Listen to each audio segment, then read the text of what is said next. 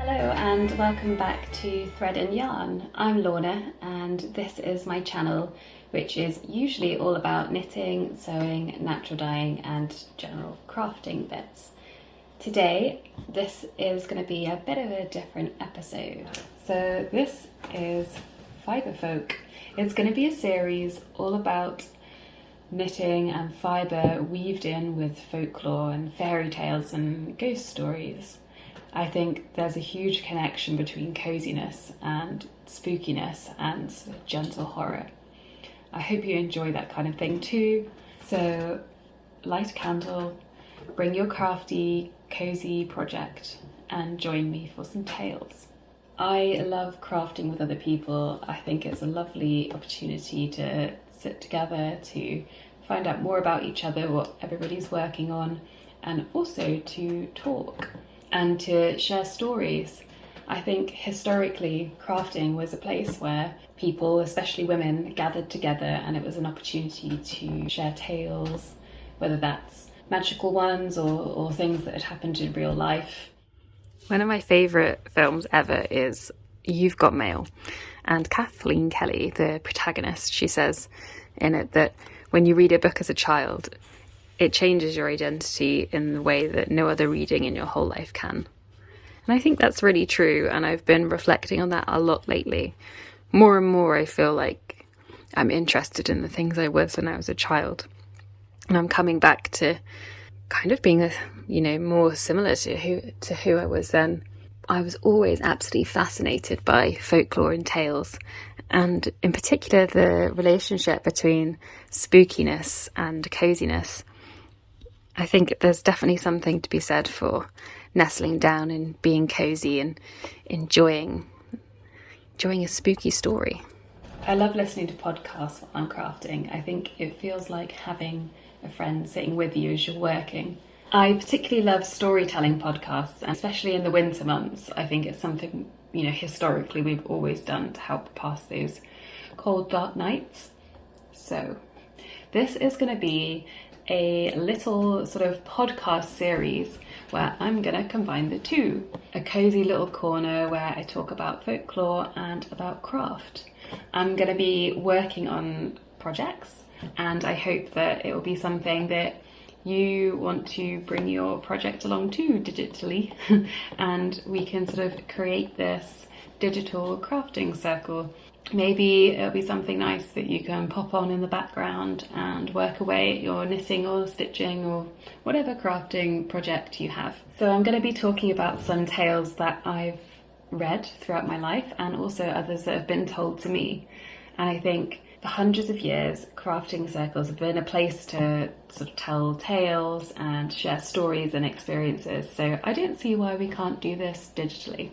Think of this as your digital fireside. Whether folklore, history or fairy tales is your thing or not, I find it quite calming to listen to storytelling. I think it can soften the edges of a difficult day and quiet a busy mind. So I hope you find it relaxing and meditative like I do. I'd love to hear what you think, your thoughts on the connections between fibre and folklore, what you're working on at the moment, and see if we can create a sort of cozy, crafty, folklore-inspired community here. What I'm working on at the moment, what I'm clutching, this is a test knit I'm doing for the Icelandic knitter. That's their Instagram handle. It's a zodiac-inspired Icelandic style sweater, jumper, and it's a yoke sweater. So often the Icelandic traditional sweaters have a colourwork yoke pattern, and this is inspired by my zodiac, which is Cancer. It's a cool pattern. When I saw it, I was desperate to test it. It's got little crabs on it, and I think it's going to be very cute. I'm filming a separate video about the making of the whole thing, but this just happens to be the thing that I'm working on today. I thought it'd be a good one for me to work on while I talk to you because, I'm just doing ribbing at the moment, and then I'm onto the body, and because it's bottom up, which is unusual for me. I normally choose top down. It's just going to be round and round and round. So while I practice talking and knitting at the same time, and hopefully looking at you, then I thought this would be a good one to choose. It's also Aran weight, so I don't fancy doing this with fingering weight yarn yet. So that's why I've chosen this one. But yeah, tell me what you're working on. I'd love to hear about it. So this first podcast episode is just going to be a bit of an intro and a bit of a journey into the woods, if you will, into exploring the sort of magic of fibre within folk tales. Now, first of all, let's just talk a little bit about folk stories and folk tales. Folk stories are designed to be told. They're oral histories dating back to the classics. But unlike any large-scale battles and stories of whole civilizations clashing and worlds moving, they're stories of local mystery. They're ordinary folk looking to explain the world around them and make sense of the darkness and the fear, or maybe even find levity in an otherwise difficult world. In that way, it's not so different from our day-to-day, really. I mean, we constantly explore our imaginations, fears, and various moral dilemmas in the forms of books and films, over and over again. Oral storytelling is the word of the people, and not just the word of victors of battle. It means it's a passing on of our learning and our experience into others. Crafting and fiberwork work their way into so many of these tales, possibly because fibre was such an important part of historical life, but also because it was a social practice and an opportunity to tell tales. Spinning a yarn is synonymous with storytelling, so it feels right that we should start with spinning. It's an ancient, vital craft, traditionally women's work, and it's really hard work too. I think this is really reflected in the stories told about spinning. For some, we see it bringing good fortune and joy. I don't know if you're familiar with Rumpelstiltskin, for example. But the dark side of the work can also bring toil, and in this case, even disfigurement. I mean, it kind of reminds me of the idea of staying up too late to work that extra row and ending up with a sore back and sore wrists, and our partner wondering why on earth we haven't come to bed yet, and it's 2 a.m. and we said we'd be there already. I mean, maybe that's just me. But thinking back to the folklore and fairy tales you heard as a child, Sleeping Beauty was cursed by a spinning wheel. It was really linked to her sort of coming of age. So this brings me to the tale I'm going to tell you about today. Is the story of the 3 spinners. So grab your cozy craft, join me, nestle down, and enjoy the first story as you work on whatever you've brought. Or if you're just commuting or just sat relaxing one evening with a glass of wine, whatever it is, you do you, and we will explore the first tale. I noticed that spinning appears in fairy tales and folk tales constantly, and I think one of the main reasons for that is spinning was such a core part of everyday life for women. I mean, spinning still happens now, but it's done by machines, but it all had to be done by hand, obviously, and it was the real sort of chore, everyday work of women. So I think it finds its way into so many different tales and is used to tell different morals and to sort of advise us or maybe even warn us about things that people wanted to pass on to their loved ones or just into society generally. So it felt only right to start off with a tale about spinning.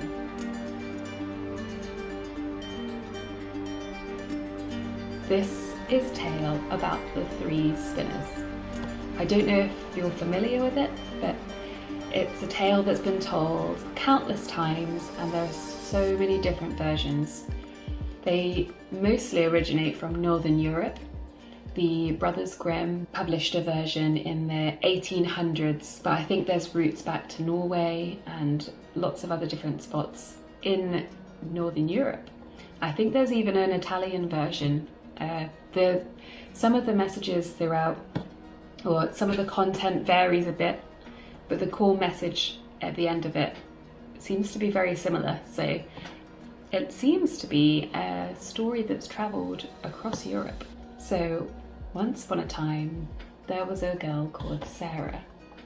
Now, I remembered I actually have to knit. So, once upon a time, there was a girl called Sarah. She lived in a little cottage with her mother, and across all of the accounts, really, Sarah appears to have been rather lazy, and her exhausted mother was tired of doing all the spinning herself and pretty fed up that Sarah didn't want to do any spinning at all. And one day, Sarah's mother loses her temper with Sarah, and there ensues an argument. It gets pretty heated, and Sarah's mother shouts at her for not putting any effort in and not taking part in the chores of the household. Now, this argument is so loud that everybody outside the cottage can hear what they're shouting about, and it just so happens that the queen of the realm was walking past, and she overheard Sarah's mother's complaints, and try not to knock over my mug. She overheard Sarah's mother. The queen goes into the cottage and demands to know what the argument is about and why it's so loud that everybody can hear. And the mum is too proud, really, to admit to the queen that she has a lazy daughter. So instead she lies, which is never a good idea in folk tales. But the mum lies and she says, "My daughter, she's just obsessed with spinning. She spins all day and all night, and I have completely run out of flax for her to spin, and I'm too poor and can't afford to buy any more." Now, this makes me think of all of the yarn stash I have and the fact that sometimes I really can't resist just casting on new projects. So anyway, it wasn't the case for Sarah, so who knows why her mum said that, really. But the queen, she's really impressed. Spinning's hard work. As we'll see later in the tale, it can really wear down your hands and your feet and your lips. So that's just a little clue for later. The queen is very impressed, and she says,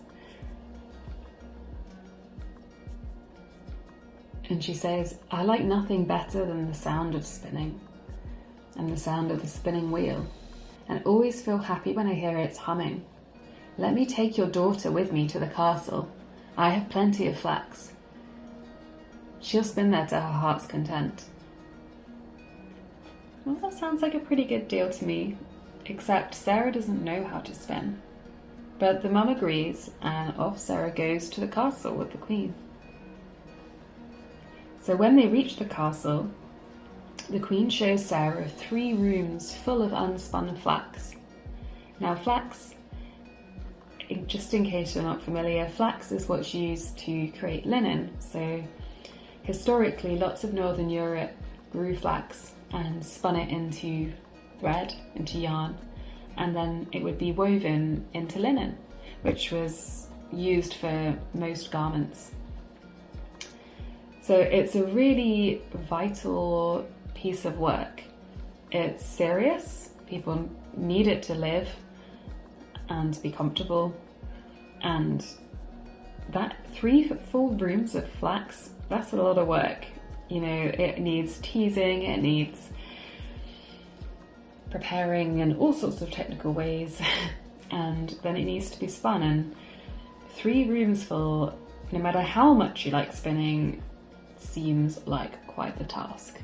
Now, we often see this in folk tales where there's some sort of insurmountable task, often as a result of having lied or just as a way of proving your moral worth. Now, if Sarah is able to spin all of this yarn in 3 days, then the queen will wed her to one of her sons, to a prince. Some motivation. And she says, "You may be poor, but I make nothing of that. Your industry is dowry enough."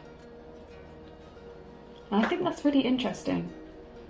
It shows you, even though it's an everyday task and it's an ordinary chore, industry is really valued. And despite it being somewhat an ordinary thing to do, being excellent at it could win you the hand of a prince in this folktale. It just reflects the importance of spinning and fibre at the time. So naturally Sarah's quite worried about this. There's quite a lot of spinning to do, but she doesn't say anything. She quite likes the idea of marrying a prince, and she says, yeah, there's no problem, and then thinks, I'll figure it out somehow.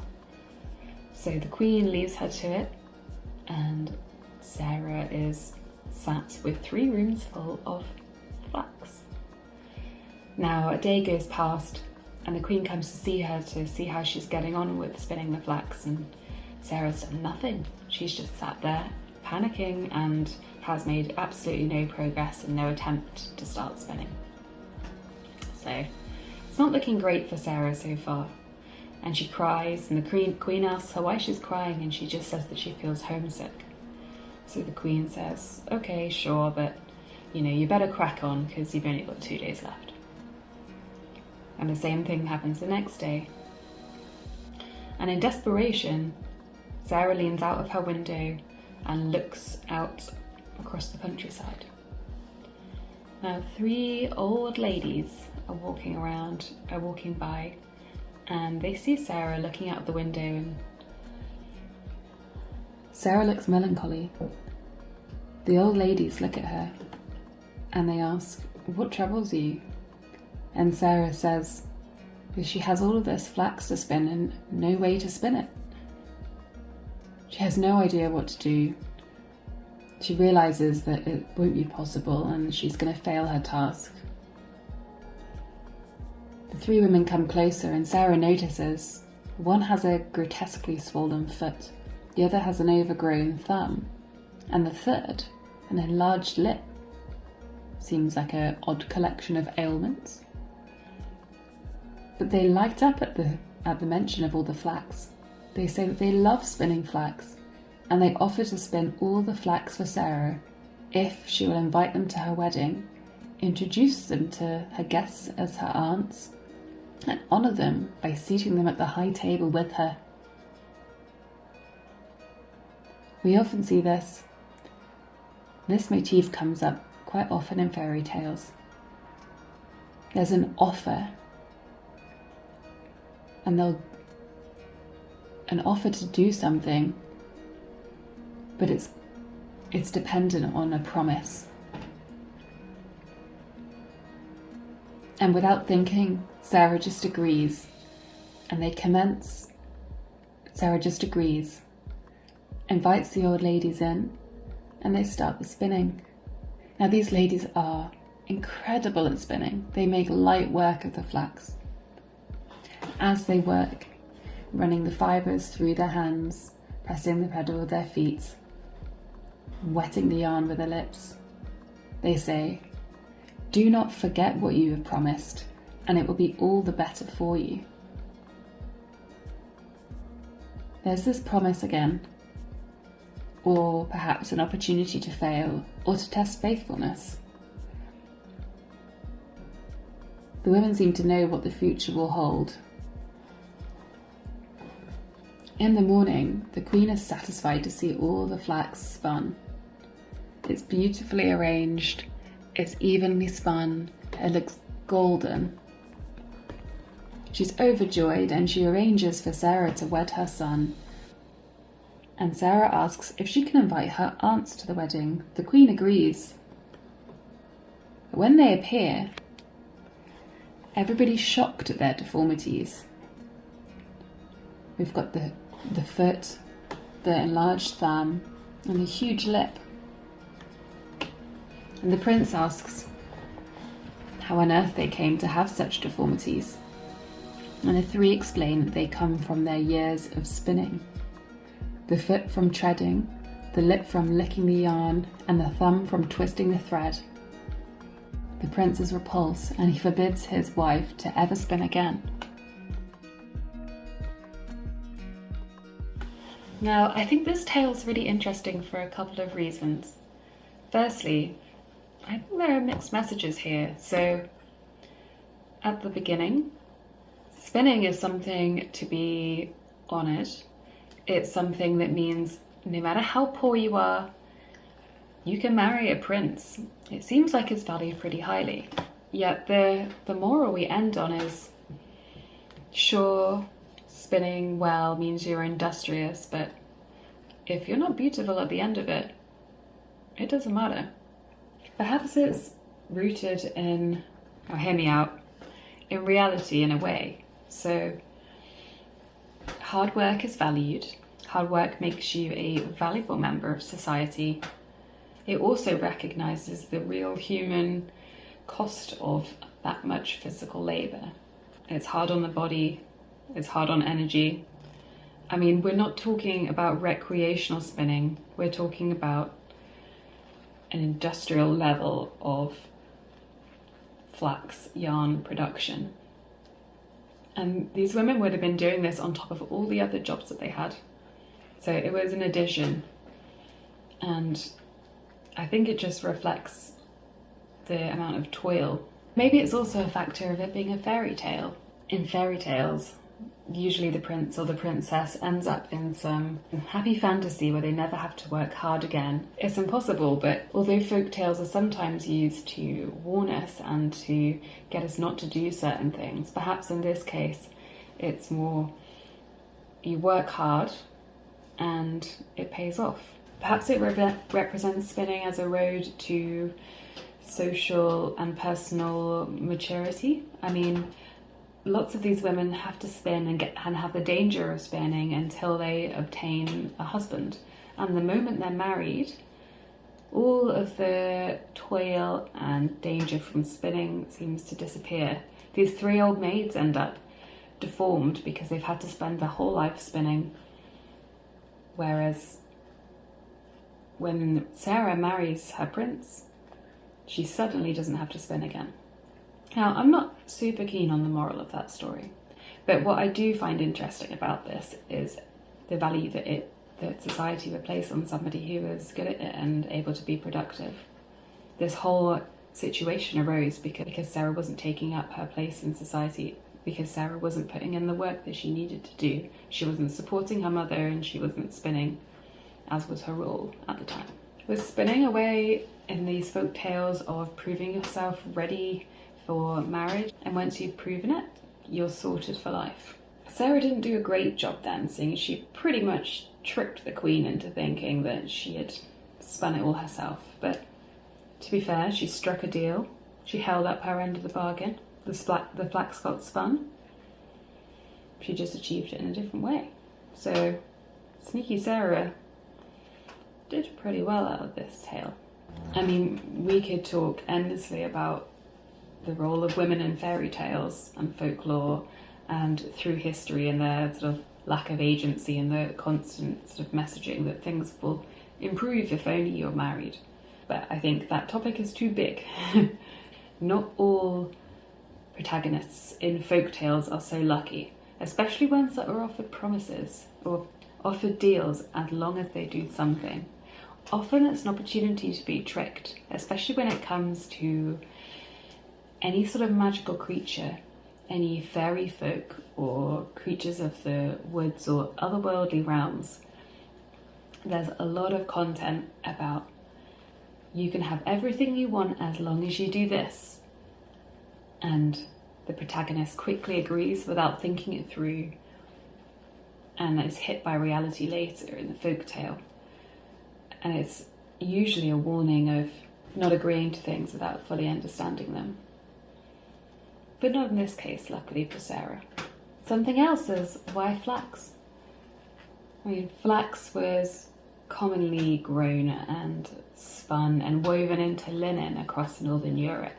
So it makes sense that flax is chosen as the yarn of choice in the story, and in many of the other retellings of it throughout Germany and Norway. It's an everyday product, but it's vital to life. It's accessible. It's what I was talking about earlier. It's the stories of the everyday folk, the common people. It's not, although there's a queen involved, everything is from the perspective of Sarah. Sarah is a peasant girl. Sarah's mother is poor. And yet this remarkable thing happens to Sarah because the queen believes Sarah is going to be amazing at spinning this ordinary material. It's almost a story of hope for somebody struggling. And that's what I like about folk tales. I mean, they're not always stories of hope, but they're often from the perspective of the everyday person, of the common folk. And I think it's a way of telling histories that don't make the history books. It's a snapshot into lives and into the fears and thoughts of the people who were alive at that time. They were the stories chosen to be retold time and time again across countries and continents. And that's powerful, I think, even if some famed author hasn't chosen to publish an epic poem about it. Eventually, it made its way into the consciousness of people living across all over Europe. There's so many tales with the same themes coming up over and over again. And then eventually it was written down by the famous Brothers Grimm. And that's for a reason.